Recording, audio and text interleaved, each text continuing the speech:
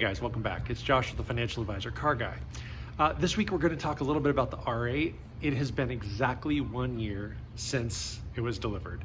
1 full year of ownership is under my belt, and so I wanted to walk around as it's beeping at me to talk a little bit about the car, things I like, things I've done to it, still future plans, etc., etc. So let's just dive right in. And then once we're done with that stuff, we're going to talk a little bit about the value of the car and how that's changed over the last year. So let's just start with some of the obvious, okay? First and foremost, carbon fiber. I added the carbon fiber mirrors. Here we are. I just love those. That's one of my favorite modifications to the car. Very close second is the V10 carbon blades. So the carbon is awesome. Now, with that in mind, I'm going to show you this mirror one more time. What I ordered recently, and I have them here in my garage, I just haven't installed them yet, are sequential indicators that go in here. So what ends up happening is right now they just flash. The sequential indicator now will light here and extend out over and over again. Very cool feature. I have them on the Mach-E. I now have sequentials on my 68 Mustang. I love the look of the sequential taillight. It's fantastic. So very inexpensive upgrade. They were about 30 bucks for the pair.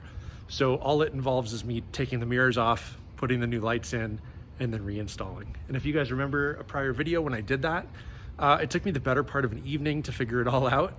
Hopefully the second time around, it should be a lot easier. Let's keep going. So if we come around to the front of inside, and actually this is why the car beeped at me. Let's see here. Unlock it, we can go inside.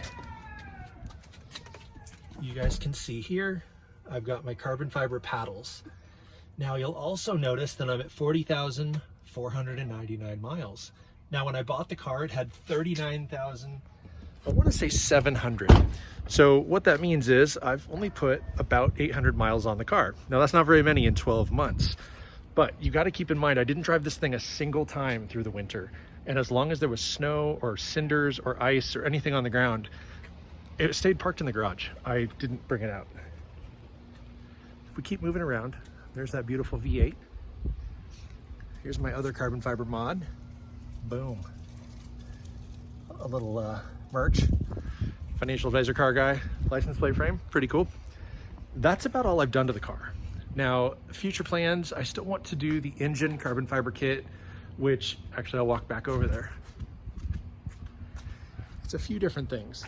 It's the air filter cover, which is down here, this piece here. It's the V8 badge logo piece there. It's kind of a rectangular piece. And then it's also the trim pieces on either edge that look under those grills. They look kind of like speakers, but they're vents, etc. And so anyway, that part of the engine cover is carbon fiber. And that's still the piece that I want to buy. The engine package is roughly $300 to $3,500 on eBay. From the factory, it was like a $6,000 option, maybe more. Not cheap, not cheap. So what I still have left to do other than that engine package, I've really grown fond of the splitters. I don't want anything super insane that sticks way out that I need splitter rods or anything for, but they do make a really nice fitted deflector, diffuser type of deal that goes on the front of the car. There's a couple of aftermarket companies. I really like the look. Low profile, but it's all carbon fiber. And I think it looks really, really sharp when it's done correctly. The other things I've kind of contemplated would be like painting the brake calipers. As you can see, they're black. Nothing wrong with that. I love the R8 logo on there. It looks great.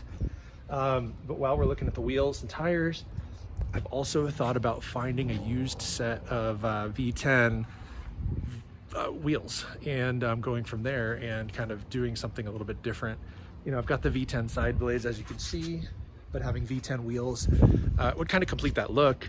But anybody who popped the hood or looked at the back window would see that V8 and know that it's not a V8. So that's okay. I just kind of like the look of those V10 wheels, especially since I have the V10 blades. So that's something I've looked at. They range in value or price. I've seen a set of 4 run for as little as $1,000, and I've seen them for as much as $4,000. So obviously I'd be more inclined to buy them at 1,000, but I'm kind of thinking I'll wait. I'll keep running these. When I need to replace the tires, that's probably when I'll go ahead and replace the wheels as well. So other than that, I'm really content with the car. I love it. I really do. It's been nothing but a joy to drive.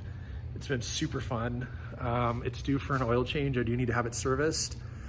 But again, I've only put 800 miles on it, so I'm not in too much of a rush. It's been in a climate-controlled garage. It's not problematic, but it does need to happen.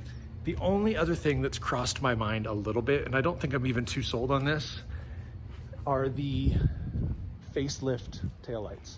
So if you look at these right here, okay, pretty run-of-the-mill red taillights, it is what it is.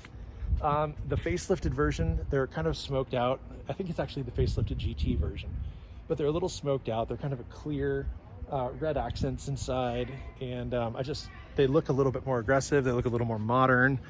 They do kind of remind me a bit more of the brand new R8s. And so that's kind of something I've toyed with. They're not cheap, they're not common, they're actually pretty hard to find. And so if I were to ever go that route, it'd be because I lucked into them. It wouldn't be because I was searching for them, which is fine. No big deal, no big deal. Otherwise, I love it. All right, so now let's talk a little bit about the money. If you guys remember, the car ran me about $65,000. Now, when I bought it, on top of that $65,000, it was about $2,500 for taxes, licensing, warranty, etc., bringing that total to about $67,500. Then by the time you add in like $850 for the side blades, $200 for the mirror caps, $100 for the carbon paddles, a few other odds and ends, I don't even know what those would be, but basically, the sequential markers, etc., etc. My grand total is about $70,100. I'm into this car. Now, let's talk about the value. So if you remember the episode when I showed this car for the first time and we started talking about the money, I told you guys that they were asking about $85,000 for the car, dramatically reduced it to $65,000, and I called on it immediately. I wouldn't have paid $85,000 for this car. I don't think it was worth $85,000 at the time, but that is what they were asking. My honest thought was it could be close to a $75,000 to $80,000 car, the way it sits. Since I've added carbon fiber, that solidifies that $75,000 to $80,000 number. I would definitely say that this car is worth somewhere between $75,000 and $80,000, maybe pushing $80,000, which is awesome. That means I have $5,000 to $10,000 in equity in a car that I absolutely love, that I'm driving and enjoying.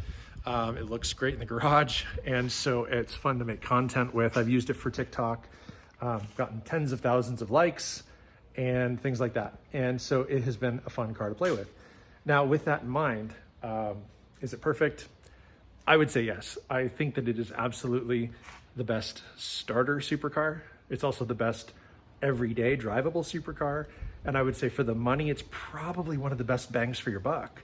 Because if you're looking to buy something in the $80,000 range, you're probably looking at like 911, maybe a Jag, maybe a older Aston Martin, maybe a BMW or Mercedes, something like that. But for $70,000 or $80,000, I don't think you can get yourself into a supercar that's anything like this.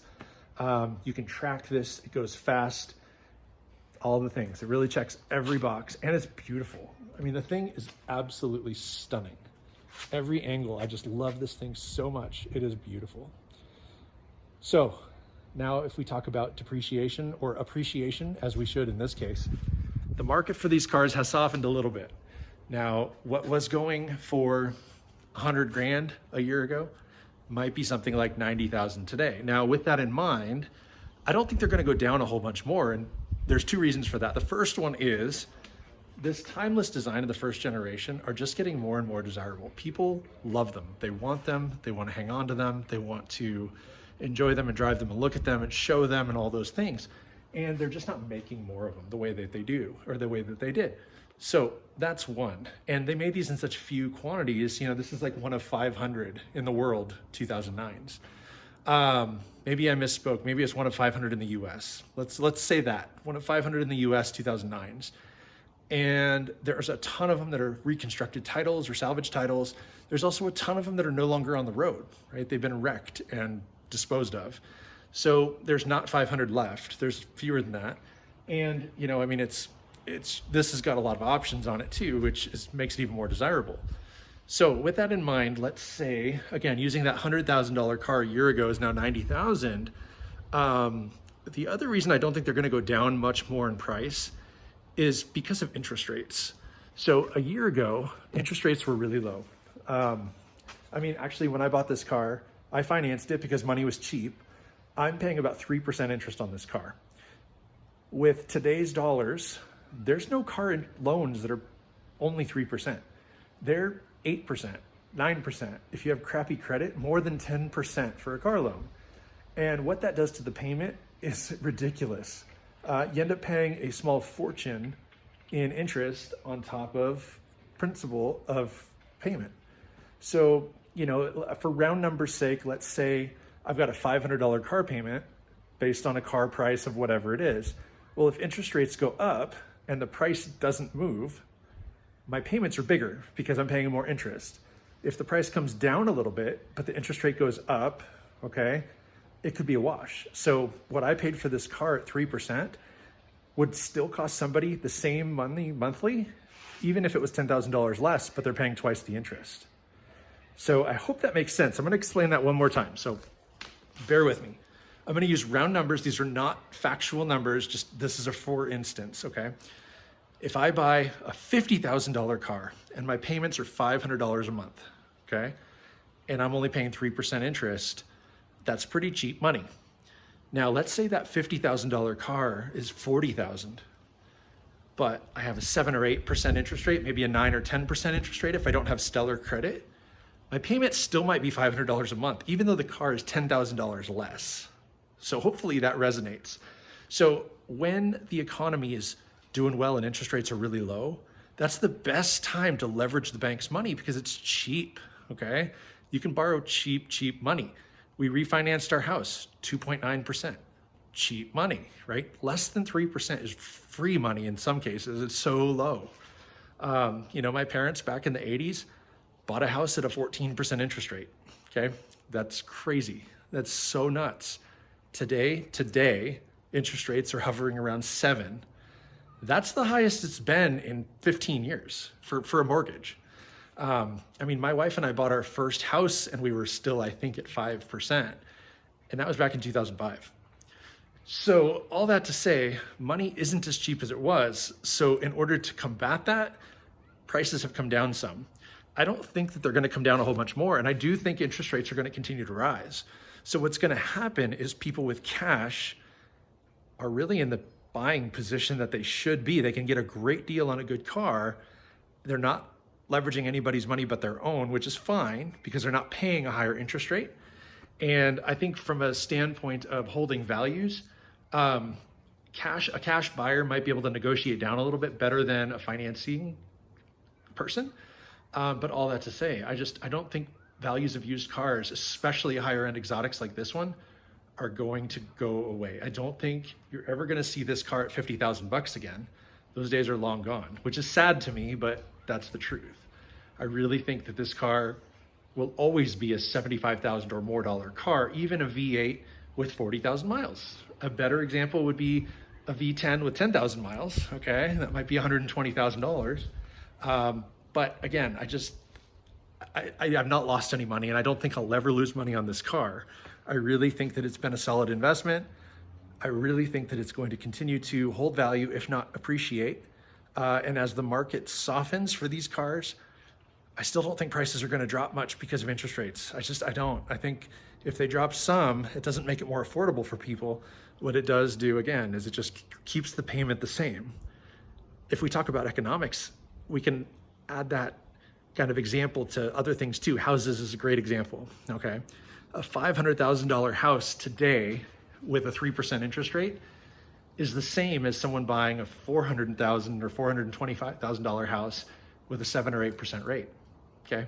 The monthly payments are the same, 30 years, the same, total money out towards that house, the same. But on your property tax statement, on escrow documents and stuff like that, you're not buying a $500,000 house anymore, you're buying a $425,000 house. Kind of crazy, really, kind of crazy. Interest rates make up that big of a difference, and they really do. So getting a low rate is super, super important, but those rates are going away. They're really hard to find. You're gonna see refinances are not as common anymore. You're going to see cash out refis, yeah, gone, like very, very rare, because so many people took advantage of 3 or 4% rates for the last couple of years that, yeah, unless you're buying new or doing something different, you're not going to modify those loans to justify a 7% interest rate now. Like, that just doesn't make sense. So I hope that makes sense to you. But feel free to ask questions, comment down below, shoot me an email, or, as always, just follow me on social media. You can private message me or whatever you need to do. Happy to walk you guys through that, run some numbers for you even. Very excited to help you with that.